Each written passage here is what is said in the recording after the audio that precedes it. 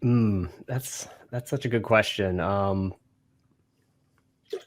Yeah. So being on the other end of the table, having interviewed people to from internally interviewing candidates, it's very specific about what I was looking for. I wanted to see specific things for that specific job role. So it's hard to say exactly what, because in some degrees it's all job specific, but I guess in general, I think I would want to see an example of a storyboard that's put together that in theory could be handed to a developer to develop an e-learning module or something to that effect, or even some type of outline draft or something that would form an instructor-led training perhaps. And then if the skill set is there, I know we're talking about someone who's a beginner. I think that if the skill set is there, it'd be cool to see that same storyboard taken and transformed into an e-learning course.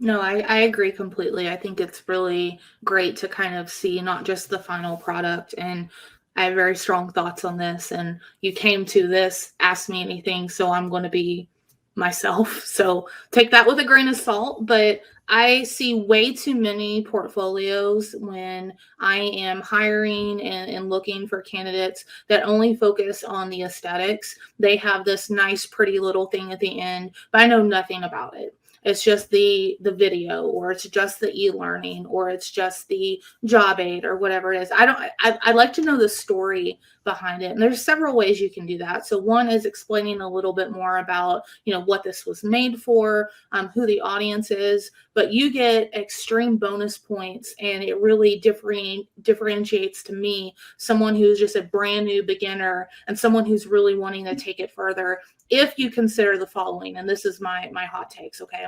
Number one, how's this thing evaluated? So what is the key performance indicator that it's created for? Two, maybe what were some called post-mortem. So as you're designing, I want to know what your failures were, what your stumbles were, because as you are developing and as you're growing in your career, I will tell you, you have to check your ego at the door. There are some things that you just pour your heart and soul into, and it won't work for several reasons. The SME hates it. Legal won't sign off on it.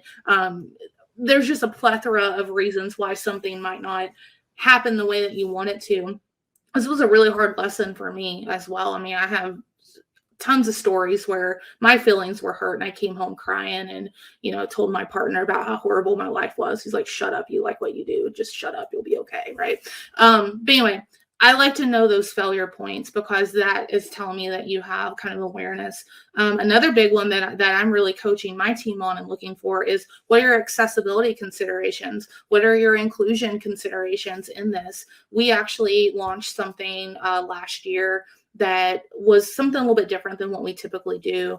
And we made a point of having a lot of different types of characters in the particular e-learning. And we actually got some feedback that somebody said, I don't like seeing all these kinds of characters. And you know what? I told that person too blasted bad.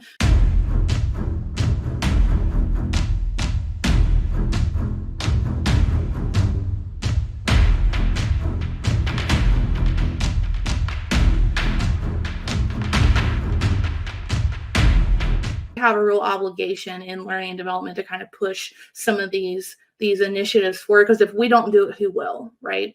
So that's my take. On the resource sheet, I have a list of different things that I think would be great to add into a portfolio. Again, if you want to stand out from the pack and have something a little bit more different, I recommend having a plethora of different options instead of just that end product. The end product's important, but I don't want to just see the end product. I want to know the story and how you got there. What do you think about that, Joe?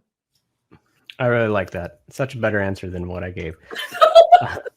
But what I'd add is, I think, whatever you're good at, and as a beginner, you might not know fully what it is, but you probably have some idea of the things that you're good at up to that point. And you want to get better at, you want to be showcasing those skills. So like Kim earlier in the chat said, writing definitely is a fundamental skill. And it's like a different question. What are the fundamental skills? But to showcase as many of those as you can through your portfolio, I think is kind of the point, and something I would definitely recommend. So if you can get your writing skills in there, if you can show off that you know accessibility and that's something that you value, like you were talking about, definitely do as much of that as you can. Agreed. Yeah, and the big thing about accessibility too is it's not just for one population. I see my brother from another mother, Nick Tillum, in here, and I know Nick is really harping on the accessibility thing too. That it really helps everybody. So, for example, any piece of video that we do as a team, it has captions on it.